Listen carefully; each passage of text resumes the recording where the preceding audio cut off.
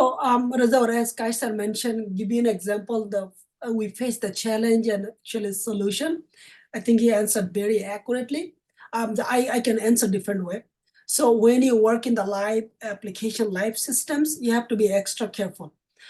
So if I am given that task, the same task, I'll actually do it different way. I will take it actually the sandbox. I'll just mimic the whole environment and I'll be doing it, make sure nothing is breaking. Okay.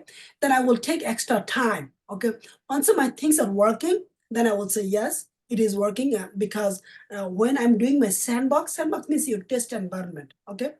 You are not impacting existing process. Because in the sandbox, you will be getting the issues. You'll be getting the same bugs, a same error. So now actually you are not hampering existing process. You're learning through the process and you're actually the updating your manager. Hey, I actually need create the whole task for this in this sprint so that I can deep dive the process.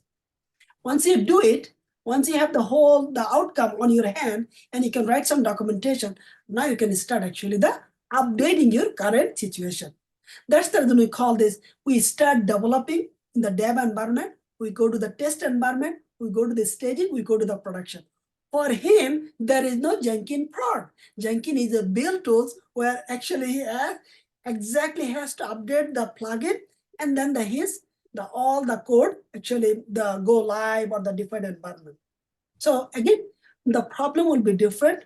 He mentioned very well, anything happen because the other teams are depending on you, just communicate, address the situation and say, I'm working on it, even though I'm not going home now, I'm working. I'll be keeping you guys posted how everything goes, but I'm sorry about the like inconvenience. All right. Shiblu, I'll take the question that Jannat told me to ask. Like,